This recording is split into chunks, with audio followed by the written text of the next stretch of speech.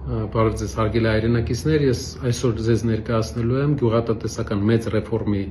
մասին տվյալներ, որը մենք առաջարկելու ենք Հայաստանի բոլոր գյուղերին։ Այս ծրագրի մասին մենք մասնակի պատմել ենք Ստեփանավան կատարած վերջի այցելության ընթացքում։ Հայաստանում վերջի 10 տարվա ընթացքում գնային փոփոխություն ունեն գրեթե ամեն ապրանք, բացի հայ գյուղացու կողմից արտադրվող հայ գյուղացու հիմնական արտադրանքներից մեկը կաթը։ Կաթը վերջի 10 տարվա ընթացքում ինչ 120-130 դրամ կար, մնացել է նույն 120-130 դրամը, բայց Հայաստանում ամեն ինչ գրեթե թանկացել է եւ այդ իսկ պատճառով գյուղացին, ով այսօր վաճառում է 120-130 դրամով իր չարքաշ աշխատանքի արդյունքում ստեղծված կաթը, նույն գնողունակությունը չունի, ինչ 10 տարի առաջ եւ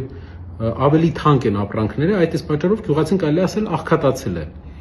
Որ լինելով այլ երկրներում դուք կարող եք տեսնել, թե ինչպես են զարգանում անգամ նոր զարգացող երկրների գյուղերը, քանի որ այնտեղ կա պետական գյուղատնտեսական լավ քաղաքականություն։ Ես ուզում եմ հիշեցնել, որ Հայաստանում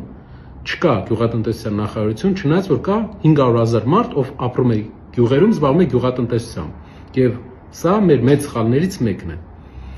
Ինչ ենք մենք առաջարկում։ Գյուղացու 120-130 դրամ կաթի գնից հավելյալ պետությունը պետք է սուբսիդավորի եւս 40 դրամ, որպեսզի հասկանանք 120-130 դրամ, երբ գյուղացին կաթը վաճառում է, նրա շահույթը ընդամենը 40-50 դրամ է, քանի որ խոտի գին, այլ ծախսեր եւ աշխատանքի մեծ աշխատանքի արդյունք է, անասնապահությունը դժվար աշխատանք է։ Իսկ եթե պետությունը եւս 40 դրամ սուբսիդավորում է, նրա շահույթը գրեթե կրկնապատկվում է։ Այսինքն մենք ապահովելով 170, 160-ից 170 դրամ ստաբիլ կաթի գին անգամ մայիսին, հունիսին, հուլիսին, լավ սեզոնին կկարողանանք գյուղերին, գյուղատնտեսական տնտեսություններին, գյուղացիական տնտեսություններին տալ կրկնակի եկամուտ եւ դա հեղափոխական ազդեցություն կթողնի մեր գյուղերի վրա։ Շատերը կհարցնեն, կասեն ինչպես է դա անելու, քանի որ սուբսիդիան դա բյուջետային ծախս է։ Պատասխանեմ, մենք հիմնականում դեմ ենք այլ ոլորտներում սուբսիդիայի, բայց գյուղատնտեսության մեջ մենք կողմ ենք սուբսիդիային, քանի որ այլ երկրները նույն բանն են անում։ Օրինակ, Հայաստան եկող բելարուսական փոշին 9000 տոննա ռուսական բելարուսական փոշին, որը 100,000 տոննա կաթից է ստացվում, փակել է մեր ամբողջ շուկան եւ Հայաստանը չի փակում իր պահանջը։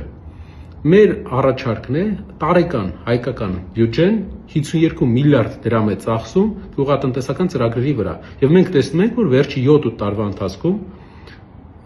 գյուղատնտեսությունը երկրում անկում է ապրում, չնայած այս հարյուրավոր միլիոն դոլարների